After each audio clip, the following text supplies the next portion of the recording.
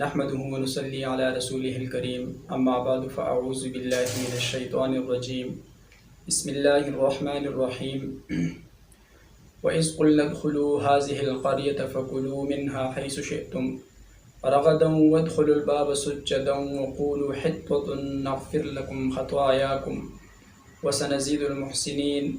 صدق اللہ العظیم۔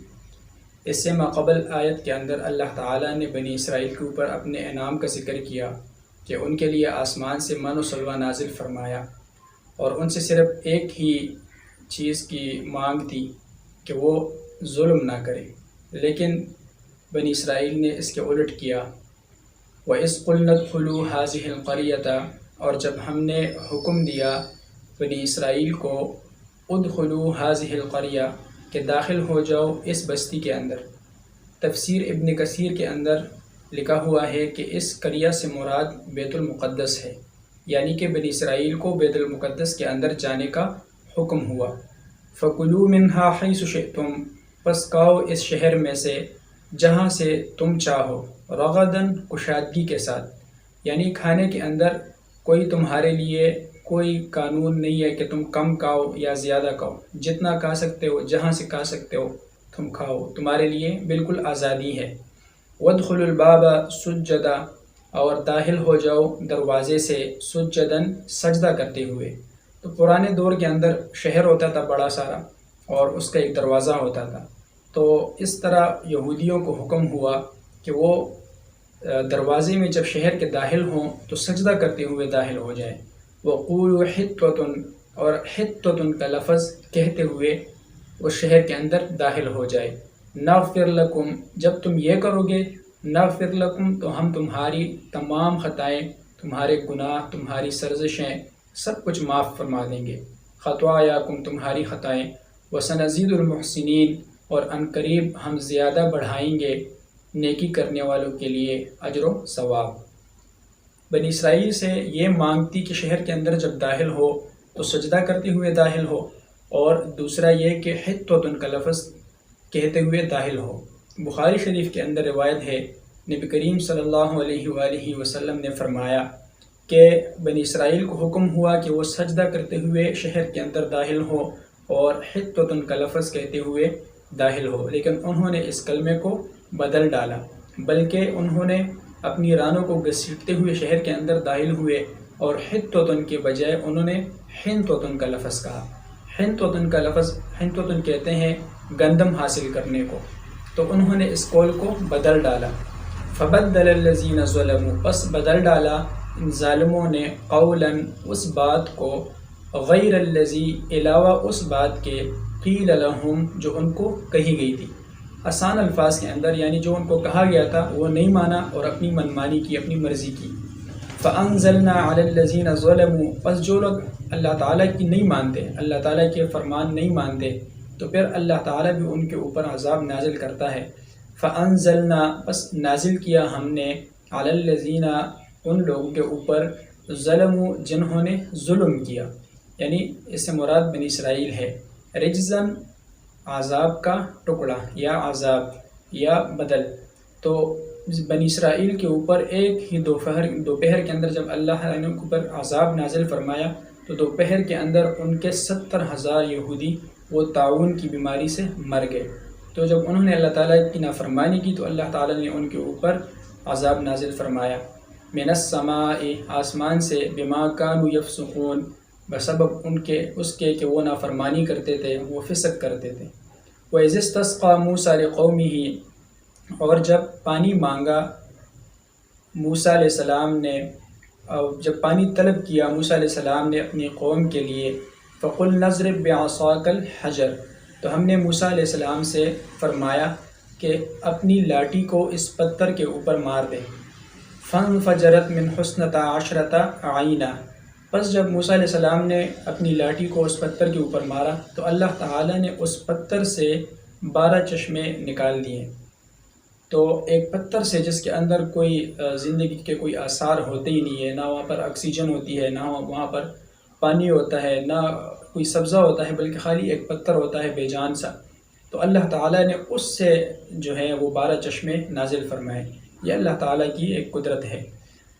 قد علم کل اناس مشربہم، تحقیق جان لیا ہر ایک قبیلے نے، مشربہم اپنے پینے کی جگہ کو۔ روایات کے اندر آتا ہے کہ بنی اسرائیل کے 12 قبیلے تھے، اور ہر قبیلے نے اپنے اپنے ضرورت کے مطابق ایک ایک چشمے سے پانی پیا۔ کلو، کھاؤ، وشربو اور پیو، من رزق اللہ، اللہ تعالیٰ کے رزق میں سے، ولا تعثوا فی الارض مفسدین، اور زمین کے اندر نافرمانی کرتے ہوئے، فساد پھیلاتے ہوئے زمین کے اندر نہ پھیرا کرو۔ یعنی ان سے صرف ایک ہی چیز مقصود تھی کہ وہ زمین کے اندر فساد نہ کریں، کھائیں پیے کھلا اللہ تعالیٰ کا رزق جو دیا ہوا ہے، لیکن فساد نہ کریں۔ وَإِذْ قُلْتُمْ يَا مُوسَىٰ لَن نَّصْبِرَ عَلَىٰ طَعَامٍ وَاحِدٍ، جب بنی اسرائیل کے لیے آسمان سے اللہ تعالیٰ نے من و سلوہ نازل فرمایا، یعنی وہ سوتے اور جب صبح اٹھتے تو ان کے گھروں کے اندر ڈھیر سے لگے ہوتے تھے، جس کو جتنا ضرورت ہوتا تھا وہ جا کے اپنی ضرورت کے مطابق لے لیتا، لیکن انہوں نے ناشکری کی اللہ تعالیٰ کی اس نعمت کی، اور موسیٰ علیہ السلام سے کہا کہ ہم یہ ایک کھانا کھاتے کھاتے ہم اکتا گئے ہیں، تو ایسا کر کے اللہ تعالیٰ سے دعا کر کہ ہمارے لیے زمین میں سے اور کچھ چیزیں نکالے جن کو ہم کھایا کریں سوائے اس کے۔ تو ایک تو یہ کہ انہوں نے اپنے قوم سے کہا کہ اے موسیٰ، یعنی کہ گستاخی ہوئی ایک قسم کی، کہ جس طرح ہم ہمارا کوئی بڑا ہو گھر کے اندر یا کوئی بھی بزرگ آدمی ہو، اس کو ہم اس کا نام لے کے پکارے تو یہ بے ادبی ہوتی ہے۔ ایک بے ادبی انہوں نے یہ کی، دوسرا کہ انہوں نے صبر نہیں کیا۔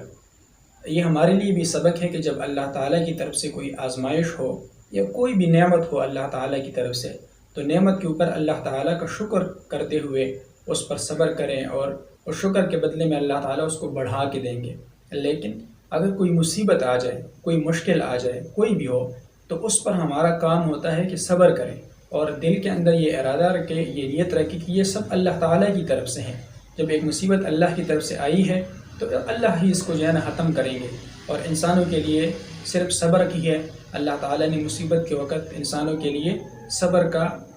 حکم دیا ہے۔ تو انہوں نے یہ بھی کہا کہ اے موسیٰ، ایک گستاخی کی، اور دوسرا کہا کہ ہم صبر نہیں کریں گے، تو یہ دونوں نے گستاخیاں کی۔ لن نصبر علی طعام واحد،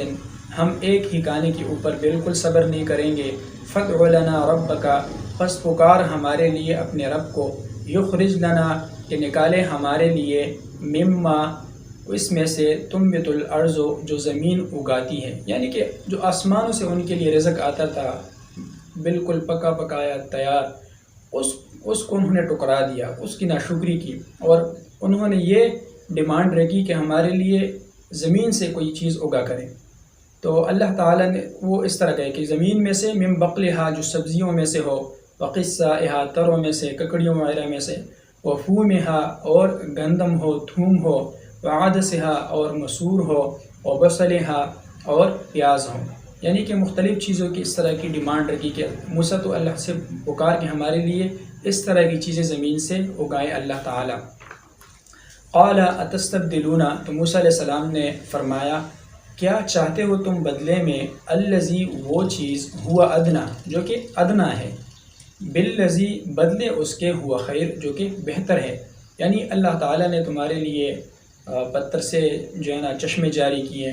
اور آسمان سے بالکل تیار تمہارے لیے من و سلوہ نازل فرمایا، تو یہ چیز بہتر ہے اللہ تعالیٰ کی طرف سے۔ اب من و سلوہ تیار پکا پکایا تمہیں آ کر زمین پر ملتا ہے، نہ اس کے لیے تمہیں کوئی محنت مشقت کی ضرورت ہے، اور نہ ہی کوئی دوڑ دھوپ کی، لیکن جب زمین سے یہ چیزیں اگاؤ گے تو اس کے لیے تم محنت کرو گے، اور پھر ایک وقت کے بعد تمہیں یہ چیز ملے گی، محنت کے بعد ملے گی، اور بھی اس کے اندر آفات ہو سکتی ہیں، تباہ ہو سکتی ہیں فصلیں تمہاری، تو یہ چیز یہ ادنا ہے، اور جو اللہ کی طرف سے آسمانوں سے آ رہی ہے وہ بہتر ہے۔ تو یہ کیسی بیوقوفی ہے کہ تم ایک بہتر چیز کو چھوڑ کر اور ایک ادنا چیز کو پسند کر رہے ہو۔